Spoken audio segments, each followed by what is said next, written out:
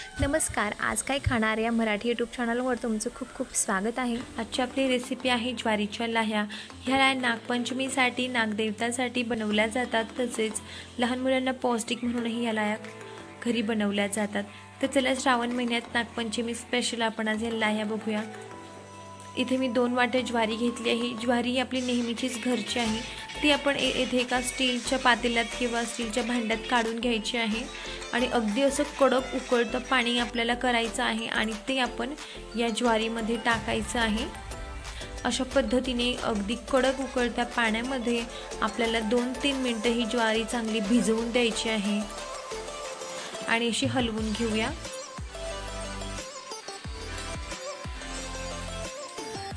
तर हे बघा, आपण हलक्या ज्या ज्वारी आहे ती हलकी ज्वारी आपल्याला वर आलेली दिसतच आहे। तर आपण 7-8 मिनिटं याला झाकण ठेवून साईडला ठेवून देऊया। 7-8 मिनिटं आपली झालेली आहेत। तर आपण पुन्हा एकदा ही ज्वारी हलवून घेऊया, म्हणजे खाली जी तळाला हलकी ज्वारी साचलेली असेल ती वरती येईल। आता आपण हे पाणी काढून घेणार आहोत। त्याचबरोबर पाण्याबरोबर जी ज्वारी आहे हलकी तीही पाण्याबरोबर खाली जाणार आहे। अशा पद्धतीने जरा असं हलवून आपल्याला ही हलकी हलकी ज्वारी आपली पूर्ण निघून जाणार आहे। निघलेली जी ज्वारी आहे तिच्या लाह्या फुटत नाहीयेत चांगल्या, त्यामुळे ती पाण्याची वरती तरंगते आणि ती पाण्याबरोबर खाली निघूनही गेलेली आहे। तर चला, अशा पद्धतीने मी एका झाकणाचा वापर करून पाणी पूर्ण निथळून घेतलेलं आहे।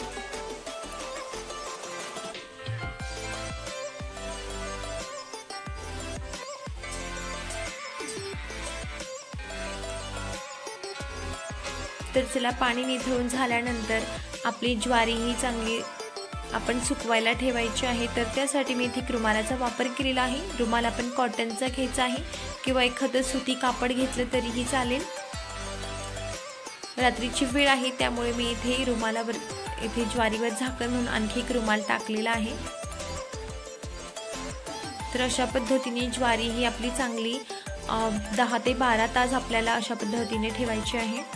तर चला, 10 ते 12 तास झाल्यानंतर आपल्याला गॅसवरती पॅन ठेवायचा आहे आणि चांगला कडक असा पॅन होऊ द्यायचा आहे फुल फ्लेमवरती। खूप कडक झाला की त्यामध्ये आपण एक मुठभर ज्वारी घ्यायची आहे।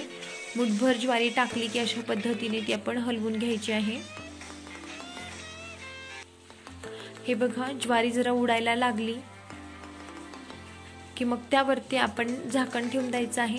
तर इथे लगेचच मी लीड ठेवलेला आहे, कारण ज्वारी उडण्याचं प्रमाण वाढलेलं आहे आणि इथे साईडनीच मी इथे उलटणी ठेवलेली आहे, म्हणजे असं हलवलं की खाली ज्वारी ही डागणार नाही। आणि किंवा 5-5 मिनिटाला आपण अशा पद्धतीने ही पॅन वरती करायचा आहे। हे बघा, अशा पद्धतीने।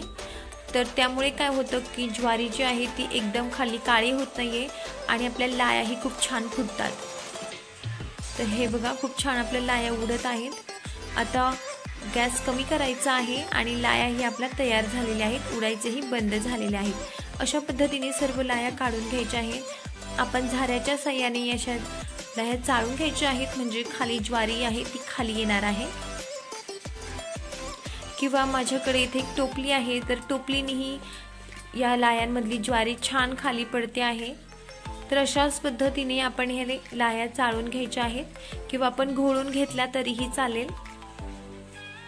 वरती मोठ्या साईडनी लाह्या येतात आणि खाली ज्वारी राहते, तर आपण घोळूनही घेऊ शकतो।